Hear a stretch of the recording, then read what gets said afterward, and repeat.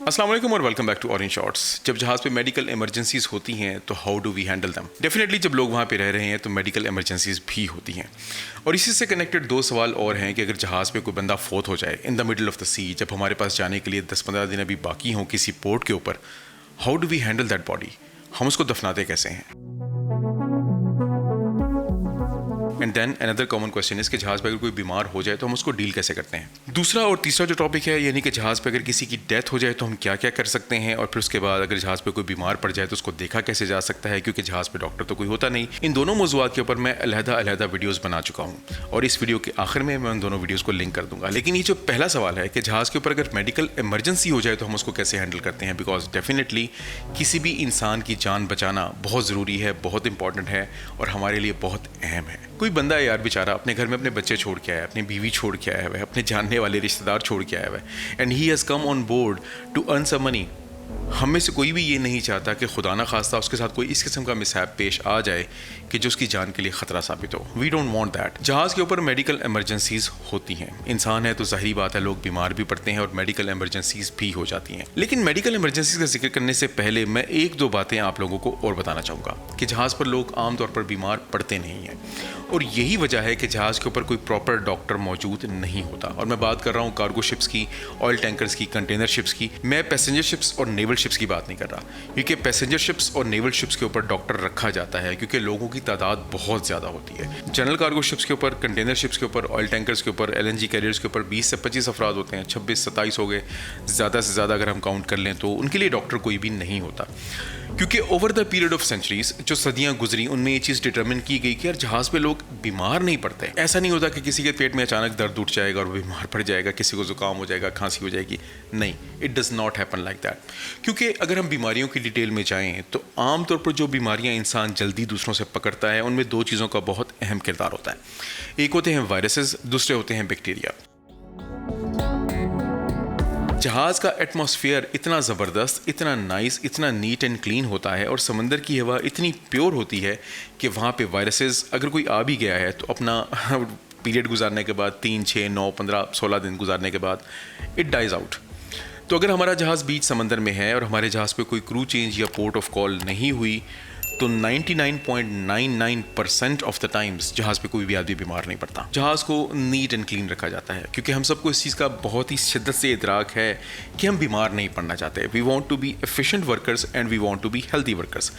जहाज़ के ऊपर सफाई सुथराई इतनी अच्छे तरीके से मेंटेन की जाती है कि वहाँ पे वायरसेस अगर आ भी गए हैं तो उनको रहने का मौका ना मिले। सो जहाज़ के ऊपर वायरसेस के जिंदा रहने का तो कोई सवाल पैदा होता ही नहीं है। और सेकेंडली आप में से अक्सर लोग ये पूछते हैं कि समंदर में रहने की वजह से हमें क्या क्या हेल्थ कॉम्प्लिकेशंस होती हैं।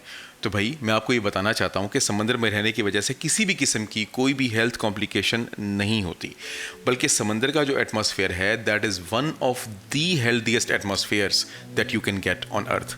ज़मीन पे अगर आप किसी इंतहाई सेहतमंद किस्म के एटमॉस्फेयर की बात करें तो वो समंदर का एटमॉस्फेयर होता है। वायरसेस के कहीं से आने का जाने का खतरा ही नहीं होता है। एनिमल्स जहाज़ पे होते नहीं है। So you stay very well and you stay very healthy. आपको जो लोग ये बताते हैं कि समंदर का एटमॉस्फेयर अच्छा नहीं होता, बाल जल्दी गिर जाते हैं, इंसान जल्दी बूढ़ा हो जाता है, दैट ऑल इज़ फॉल्स।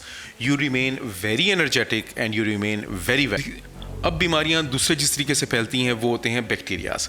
हमारी पूरी की पूरी ये कोशिश होती है कि हम कभी भी बैक्टीरिया को पनपने का, जिंदा रहने का, अपने आप को रेप्लिकेट करने का हम कोई भी उसको एटमॉस्फेयर प्रोवाइड ना करें।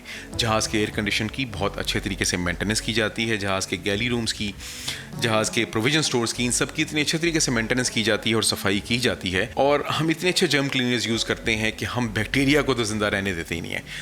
जब भी जहाज़ के ऊपर नया स्टोर आता है उसकी अच्छे तरीके से क्लीनलीनेस की जाती है। जब जहाज़ के ऊपर विजिटर्स आके जाते हैं तो इससे पहले कि उनके कमरे में कोई जाए, उनके कमरे को बड़े अच्छे तरीके से नीट एंड क्लीन कर दिया जाता है ताकि वहाँ पे नेक्स्ट आने वाला आदमी सेहतमंद, तवाना और तंदुरुस्त रह सके।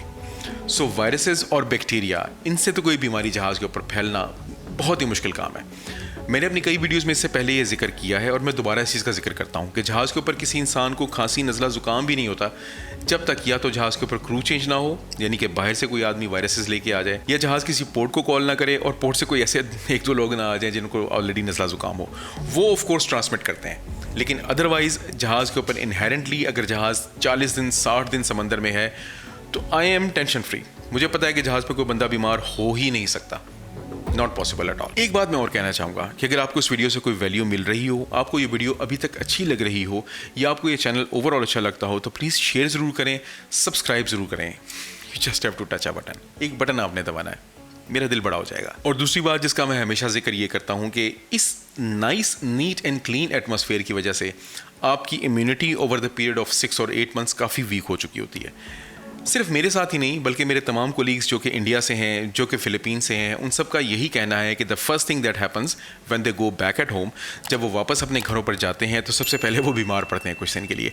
मेरे साथ ये हमेशा होता है, बल्कि सभी के साथ ये हमेशा होता है। नज़ला, ज़ुकाम, बुखार, खांसी, कोई ना कोई चीज़ आपको ज़रूर होगी क्योंकि आपकी इम्यूनिटी बहुत ही कम हुई होती है, बहुत ही कमज़ोर हुई होती है। अब आ जाते हैं हम इमरजेंसीज़ की तरफ।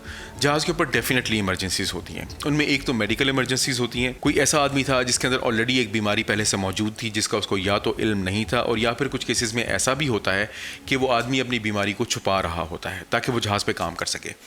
किसी को क्रॉनिक हार्ट का प्रॉब्लम हो जाता है, किसी को क्रॉनिक किडनी का प्रॉब्लम होता है, लिवर का प्रॉब्लम होता है। They do not disclose all of those things. लेकिन कभी कभी ये जो चीज़ें उन्होंने डिस्क्लोज नहीं की गई होती इसलिए ताकि वो जहाज़ के ऊपर आके काम कर सकें, these can lead to emergencies.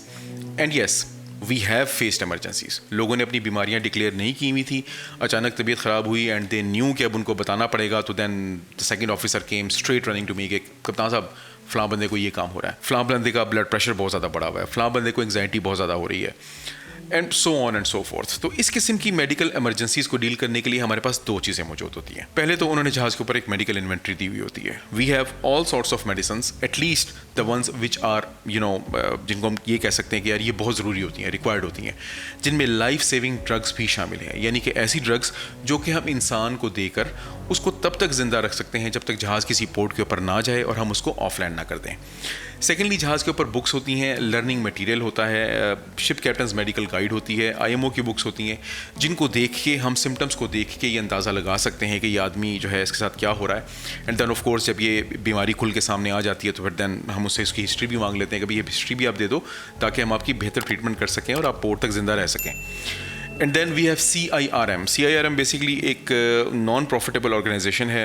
रोम में ये लोग मौजूद होते हैं और ये ओवर द टेलीफोन आपको मेडिकल एडवाइस प्रोवाइड करते हैं जो कि कम्प्लीटली फ्री ऑफ कॉस्ट होती है। तो हम इनसे मेडिकल एडवाइस लेते हैं। हमारी कंपनी के अपने डॉक्टर्स हैं जो कि कंपनी ने असाइन किए हुए हैं और हमें बताया हुआ है कि किसी भी किस्म की कोई भी इमरजेंसी हो आपने फ़ौरन इनको कॉल करना है और इनसे आपने पूछना है। एंड ऑफ कोर्स हम 2-3 सोर्सेज से एडवाइस लेते हैं, हम 2-3 डॉक्टर से डिस्कस करते हैं तमाम की तमाम चीज़, and then we start administering the medicines.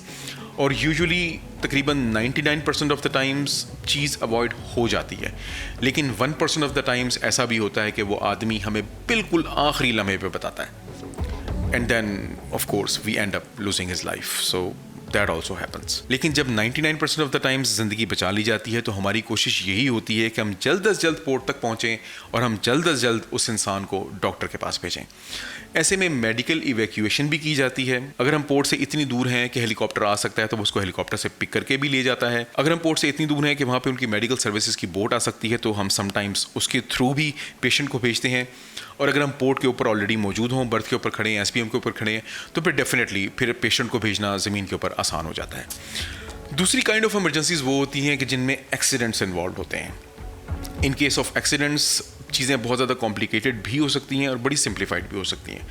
We have faced both the situations. जिन केसेस में सिचुएशन इतनी कॉम्प्लिकेटेड नहीं थी, हमने ऑब्वियसली पहले के केस की तरह CIRM कंपनी के डॉक्टर या किसी और डॉक्टर जिसको हम जानते हैं उनसे हमने मेडिकल एडवाइस भी ली। उस मेडिकल एडवाइस के मुताबिक हमने बंदे को ट्रीट भी किया और काफ़ी दफ़ा ऐसा हुआ कि विदिन अ वीक और so the person recovered completely. 1-2 cases में ऐसा भी हुआ कि जब बाजू टूट गया, टांग टूट गई या कोई ऐसा लिम्ब था जो कि बुरे तरीके से मुतासिर हुआ, तो उस केस में फिर हमने ये किया कि हमने बंदे को फर्स्ट एड दी। CIRM से हमने एडवाइस ली, कंपनी से एडवाइस ली, किसी और डॉक्टर जिसको जानते थे उन सबसे हमने एडवाइजेस ली, हमने उसको फर्स्ट एड पूरी की पूरी दी।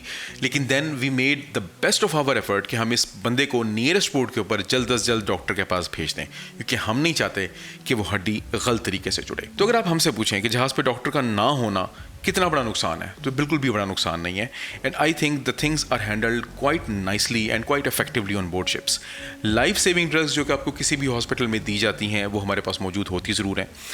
मैं ये नहीं कह सकता कि इंसान को आप 99% रिलीफ दे सकते हैं। 99% रिलीफ तो शायद हम उसको कभी भी नहीं दे सकते जहाज़ के ऊपर, लेकिन एक चीज़ मैं बड़ा सेफली कह सकता हूँ कि जहाज़ के ऊपर जो ड्रग्स मौजूद होती हैं और जितनी एक्सपर्टीज़ हमें प्रोवाइड की गई होती है और जितना हम टेलीफोन के ऊपर किसी और से रब्ता कर सकते हैं, ईमेल के ऊपर फ़ोटोज़ भेज सकते हैं, हम किसी भी इंसान की जान बचाने में कामयाब हो जाते हैं। क्योंकि अगर आप इन मेडिकल इमरजेंसीज़ की बात भी करें तो मेरे ख्याल में मेरे जो कप्तानी के 7 साल के और 7 साल 6 साल समथिंग लाइक दैट, उसमें मुझे हार्डली एक आध दफ़ा ऐसे केस का सामना करना पड़ा। इट्स नॉट वेरी फ्रीक्वेंट, ऐसा लगातार नहीं होता। और जहाज़ के ऊपर हम वैसे भी लोगों को एडवाइस करके रखते हैं कि भी आपकी अगर कोई मेडिकल कंडीशन है तो आप आएँ जहाज़ के ऊपर वो डिक्लेयर करें। आप पहले से हमें बता के रखें ताकि हमें पता हो कि आपको कौन सा काम देना है और आपको कौन सा काम नहीं देना। अगर आपको हाइट से डर लगता है आप हमें पहले से बताएं। अगर आपको डेप्थ के अंदर जाने से डर लगता है आप हमें पहले से बताएं। Because we do not want you to panic जब आप काम कर रहे हों, और वी डू नॉट वांट कि आप कोई ऐसा एक्सीडेंट कर दें जो आपके लिए और साथ ही साथ हमारे लिए सर का दर्द बन जाए। एट द सेम टाइम हमारा जितना भी सेफ्टी गियर होता है उसको टॉप और प्रिस्टीन कंडीशन में मेंटेन किया जाता है। प्रॉपर चेकलिस्ट्स भरी जाती हैं और लोगों को ये बताया जाता है कि ये काम आपने सेफली किस तरीके से करना है। और सबको हम एक चीज़ हमेशा बताते हैं, 1000 चीज़ों पे कॉम्प्रोमाइज़ करो, अपनी ज़िंदगी पे कॉम्प्रोमाइज़ कभी मत करो, अपनी सेफ्टी के ऊपर कॉम्प्रोमाइज़ मत करो। हमें इस चीज़ का इल्म है कि हर कोई अपने पीछे बीवी, बच्चे, घर वाले इन सबको छोड़ के आया है। हमें इस चीज़ का भी इल्म है कि जब इंसान जहाज़ के ऊपर आता है तो 99% ऑफ द टाइम्स वो खुशी से नहीं आ रहा होता। वो इसलिए आता है कि वो अपने बच्चों के लिए मुस्तकबिल बना सके, अपने घर वालों के लिए ज़िंदगी को आसान कर सके। अगर उसको कुछ हो जाएगा तो पीछे घर वाले उसका क्या करेंगे? जिस पर्पज़ के लिए वो आया हुआ था जहाज़ के ऊपर, वो पर्पज़ तो फोत हो गया। We do not want any one to lose their life. हम नहीं चाहते कि कोई भी इंसान बिला वजह अपनी ज़िंदगी को गंवाए। और ये पहला लेसन होता है जो कि जहाज़ पे न्यू कमर को सबसे पहले दिया जाता है कि आपकी सेफ्टी किन किन चीज़ों में है, आपने काम सेफली किस तरीके से करना है, और जहाज़ पे खुदा ना खास्ता कोई इमरजेंसी हो जाए तो अपने आप को आपने सेफली किस तरीके से बचाना है और अपने फेलो मेंबर्स को आपने किस तरीके से सेफ रखना है। अगर आप ये देखना चाहें कि जहाज़ पे अगर किसी की वफात हो जाए तो उस बॉडी को किस तरीके से डील किया जा सकता है तो वो वीडियो लिंक होगी यहाँ। अगर आप ये जानना चाहते हैं कि जहाज़ पे मेडिकल मैटर्स को डील कौन करता है तो वो वीडियो लिंक होगी यहाँ। अगली वीडियो तक अपना बहुत सारा ख्याल रखिएगा, दुआओं में याद रखिएगा। With tons of love to my Orange Shorts family and to be Orange Shorts family, this is me Zahid Nisar। आप लोग देख रहे हैं Orange Shorts, और अगली वीडियो तक अल्लाह हाफ़िज़।